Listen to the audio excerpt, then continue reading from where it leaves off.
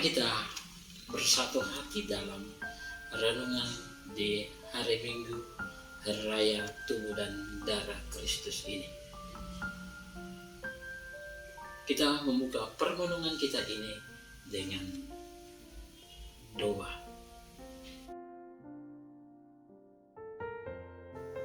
Kita menandai diri kita dengan tanda kemenangan Kristus dalam nama Bapa dan Putra dan Roh Kudus. Amin. Marilah kita berdoa. Allah, Bapa yang Maha Pengasih dan Penyayang, di hari ini kami bersukacita, kami bergembira, sebab Engkau menyediakan hari bagi kami untuk kami memuji dan memuliakan Engkau dalam perayaan Ekaristi yang kami langsungkan setiap hari di dalam kehidupan kami. Kami berterima kasih sebab dalam perayaan Ekaristi itu kami menyambut tubuh dan darah Putra Yesus Kristus yang adalah kekuatan santapan rohani yang boleh menguatkan jiwa dan raga kami untuk kami mampu berjalan dalam hari-hari kehidupan kami di tengah-tengah dunia ini. Walaupun barangkali Tuhan Bapa yang Kudus, kami tidak layak, kami tidak pantas untuk menyantap tubuh dan darah yang kudus. Tetapi Engkau Maha baik, Engkau Maha belas kasih, dan karena itu Engkau menyerahkan tubuh yang kudus untuk menjadi kekuatan bagi kami dalam kehidupan kami di tengah-tengah dunia ini. Tuhan, berkati kami semua yang mengabdi baginya dalam permenungan di hari raya tubuh dan darah Kristus ini. Semoga perayaan ini menjadi sumber kekuatan bagi kami. Engkau yang hidup dan berkuasa bersama Bapa dan Roh Kudus, kini dan sepanjang segala masa. Amin.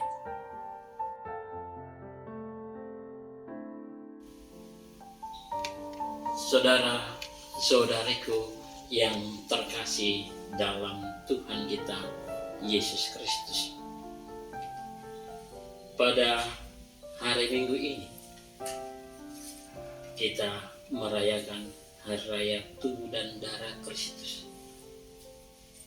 Dan untuk renungan di hari Minggu ini, saya mengajak kita merenungkan sebuah tema, yakni makanan yang menghidupkan dan menyatukan. Saudara-saudariku yang terkasih, hari Minggu kedua setelah Hari Raya Pentakosta, gereja mengajak kita merayakan Hari Raya Tubuh dan Darah Kristus atau Corpus Christi.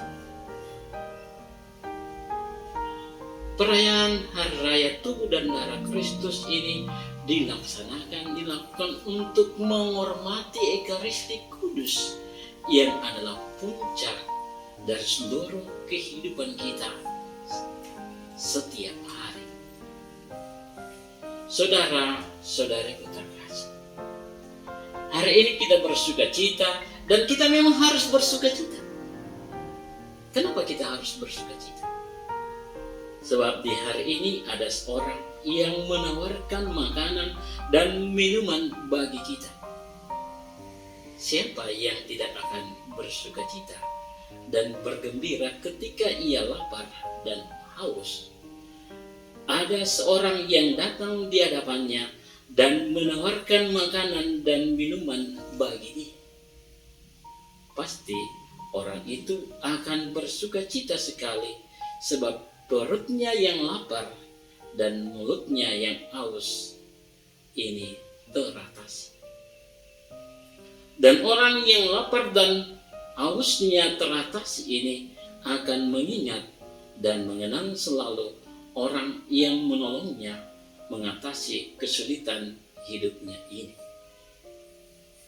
Inilah perayaan Ekaristi, Perayaan di mana kita mengenangkan misteri karya penyelamatan Allah dalam diri Yesus Kristus lewat sengsara, wafat, dan kebangkitannya. Tubuh Yesus yang dikorbankan di kayu salib benar-benar berubah wujud menjadi makanan dalam rupa roti tak beragi. Darah Yesus yang ditumpahkan bagi manusia demi pengampunan dosa benar-benar menjadi minuman dalam rupa anggur.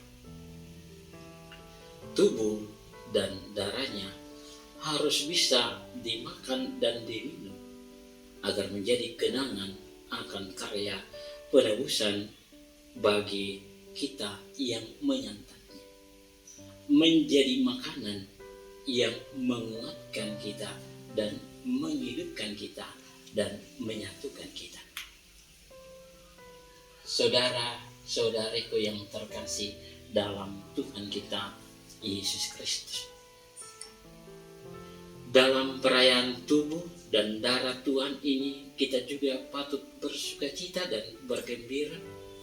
Sebab dalam perayaan ini Yesus menawarkan dirinya kepada orang banyak di Kapernaum di saat itu dan kepada kita sekalian saat ini.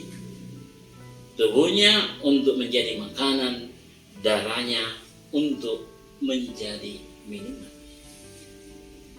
Yesus menawarkan tubuhnya adalah roti hidup yang kita makan, bukan hanya sekali saja, tetapi berulang-ulang kali. Dalam bacaan Injil hari Minggu ini, kita mendengarkan Yesus menawarkan dirinya sebagai makanan yang adalah roti hidup sebanyak 6 kali. Dalam Injil hari ini Yohanes bab 6 dalam ayat 51, 53, 54, 56, 57b dan 58b. Di sini penginjil Yohanes menceritakan kepada kita arti roti yang dimaksudkan oleh Yesus. Saudara-saudariku terkasih, Yesus di sini menawarkan dirinya, tubuhnya, dagingnya sebagai makanan, sebagai roti hidup. Sebab ia berkata bahwa tubuhnya adalah roti hidup. Tidak hanya membuat orang yang makan roti ini akan mengatasi kelaparannya dan kehausannya saat itu, tetapi akan memberikan juga hidup selama-lamanya, seperti dikatakan Yesus di awal dan akhir bacaan Injil hari ini. Dan betul, bukan itu saja yang diperoleh ketika kita makan tubuh Kristus, menyantap tubuh Kristus yang adalah roti hidup. Kita juga akan memperoleh hidup yang kekal, dan ia akan membangkitkan kita pada akhir zaman. Juga ketika kita makan tubuhnya yang adalah roti hidup, Yesus akan tinggal di dalam kita dan kita di dalam Dia. Kita akan hidup oleh Dia, atau kita hidup berdasarkan Kristus yang telah kita sambut dalam perayaan Ekaristi. Kita hidup oleh Kristus. Karena itu tubuhnya yang adalah roti hidup ini tidak dapat disamakan dengan mana yang telah diberikan Tuhan kepada bangsa Israel dalam perjalanan padang gurun yang tidak mereka kenal serta telah dimakan oleh nenek moyang kita dan mereka telah mati. Roti yang adalah mana di padang gurun itu hanya sementara saja. Roti yang tidak akan bertahan selama-lamanya. Roti yang tidak memberikan hidup yang kekal dan membangkitkan kita pada akhir zaman. Sekarang mereka telah menerima mana. Sekarang kita telah menerima mana. tidak seperti di padang gurun yang disantap oleh orang Israel. Tetapi mana yang kita santap adalah mana yang baru sekarang ini, yakni tubuh Kristus sendiri yang dipersembahkannya di kayu salib untuk kita semua. Saudara-saudariku terkasih, Rasul Paulus dalam bacaan kedua mengatakan kepada kita bahwa piala yang kita syukuri merupakan persekutuan dengan darah Kristus, dan roti yang kita bagi-bagikan merupakan persekutuan dengan tubuh Kristus. Karena roti itu hanya satu, maka kita ini sekalipun banyak merupakan satu tubuh, karena kita semua mendapat bagian dari dalam roti yang satu. Secara konkret, penegasan Rasul Paulus ini membawa konsekuensi bahwa komuni yang kita sambut dalam perayaan Ekaristi harus mendorong kita untuk membangun dan mewujudkan persekutuan umat dalam tubuh Kristus.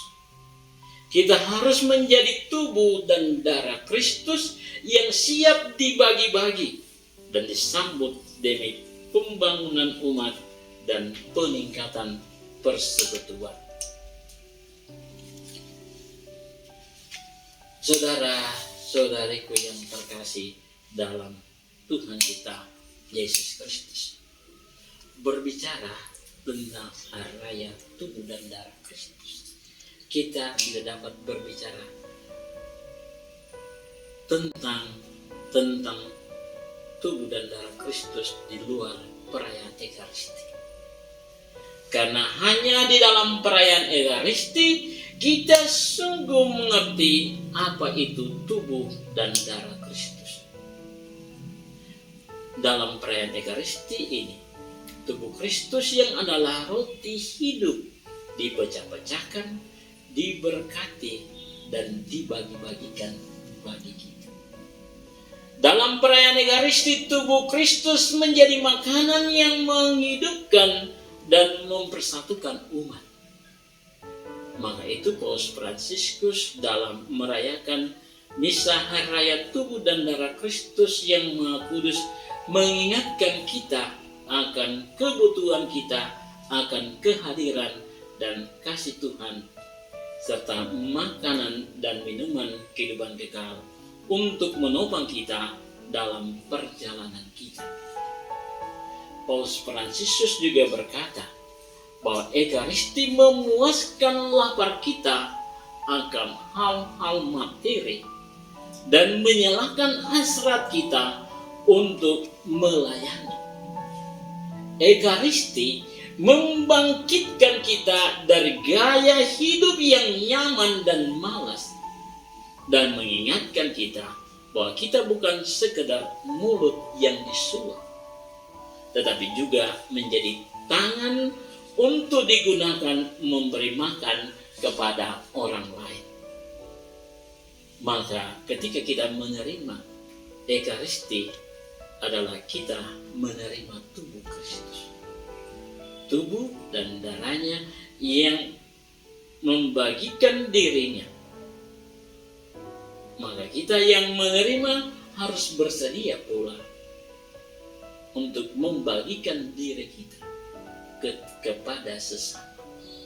Atau dengan bahasa Yesus, kita harus bersedia pula menjadi roti dan minuman untuk orang lain. Saudara-saudariku yang terkasih, bagi umat sekalian yang saya cintai dan saya kasihi,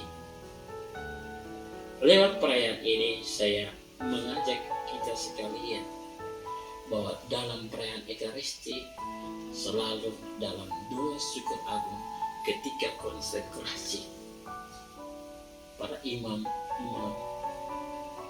melakukan mengangkat tubuh dan darah Kristus dan berkata, lakukanlah, perbuatlah ini. Mengulangi lagi kata-kata Yesus, lakukanlah ini, perbuatlah ini sebagai kenangan akan daku. Perintah Yesus ini mengandung dua makna bagi kita sekalian. Pertama, perintah ini mengajak saya, mengajak kita semua untuk tekun setia merayakan perayaan Ekaristi. Karena perayaan Ekaristi adalah pusat kehidupan kita masing-masing, sumber kekuatan kita masing-masing. Kedua, dengan melakukan apa yang Yesus katakan, lakukanlah ini sebagai kenangan akan daku, kita diajar untuk hidup secara ekaristis. Hidup secara ekaristis itu maksudnya berarti kita menjadi seperti roti dan anggur ekaristi yang diambil, diberkati, dipecah-pecah dan dibagikan. Kita membiarkan diri kita dibagikan, dipecahkan bagi sesama kita. Kita membiarkan diri kita masuk dalam persatuan dengan sesama kita agar kita bisa juga membagikan apa yang kita miliki untuk menguatkan mereka dalam kehidupan mereka. Dengan demikian kita diajar untuk berbagi tenaga, waktu, pemikiran, ilmu, keterampilan, harta benda, dan lain-lainnya sebagai wujud pelayanan dan kasih kepada Tuhan dan sesama. Saya juga mengingatkan kita sekalian bagi umat, bahwa terkadang umat memang sungguh-sungguh mau menyambut tubuh Kristus. Tapi banyak umat juga terkadang menyambut tubuh Kristus tanpa mempersiapkan dirinya. Padahal tubuh Kristus ini adalah roti yang memberi hidup dan menyatukan kita dengan sesama. Sehingga orang tidak mempersiapkan dirinya, orang mau datang ke gereja di saat apapun. Misalnya sudah datang di saat bacaan, di saat aku percaya. Maka mereka tidak menyadari bahwa saya belum tidak layak lagi sebab saya tidak bersatu dengan Yesus dalam perayaan Ekaristi. Maka saya tidak boleh menyambut tubuh Kristus. Bahwa diri saya belum dibersihkan dalam sebuah tobat di awal perayaan Ekaristi ini. Maka saya belum bisa diperkenalkan untuk bersatu dengan Yesus dalam perayaan Ekaristi dan menyambut tubuhnya yang adalah sumber kehidupan. Dan dalam hari raya tubuh dan darah Kristus ini, kita semua diajar oleh Yesus untuk seperti lagu yang kita selalu dengarkan dan nyanyikan, maukah kau jadi roti yang terpecah bagikan, maukah kau jadi anggur yang dicurahkan bagi banyak orang. Semoga demikian. Amin. Marilah kita berdoa. Allah Bapa yang Maha Pengasih dan Penyayang, terima kasih sebab kami boleh merenungkan firman-Mu dalam hari raya tubuh dan darah Kristus ini. Engkau menyadarkan kami bahwa lewat perayaan hari raya tubuh dan darah Kristus ini, tubuh-Mu boleh menjadi santapan hidup bagi kami, menjadi kekuatan bagi kami, dan dapat mempersatukan kami sebagai umat dalam persekutuan umat beriman, dalam perayaan Ekaristi, dalam doa-doa setiap hari di rukun, dan dimanapun kami berada. Tuhan Bapa Maha Pengasih, kami bersyukur dan berterima kasih juga karena kami punya waktu untuk berjumpa dengan Dikau dalam hari-hari kehidupan kami, dalam doa kami pribadi dan dalam membaca firman dan Semoga Tuhan Bapa Maha Pengasih, Yesus selalu menjadi kekuatan kami. Yesus selalu menjadi kehidupan kami dalam perjalanan hidup kami, agar kami selalu berjalan dalam jalan yang pasti dan jalan yang benar yang menuntun kami kepada keselamatan. Engkau yang hidup dan berkuasa, kini dan sepanjang segala masa. Amin. Kita mohon berkat Tuhan. Tuhan bersamamu dan bersama rohmu. Semoga kita sekalian, segala niat-niat kita, seluruh perjuangan hidup kita, harapan-harapan kita, senantiasa disertai, dituntun dan dibimbing oleh berkat Allah yang Maha Kuasa,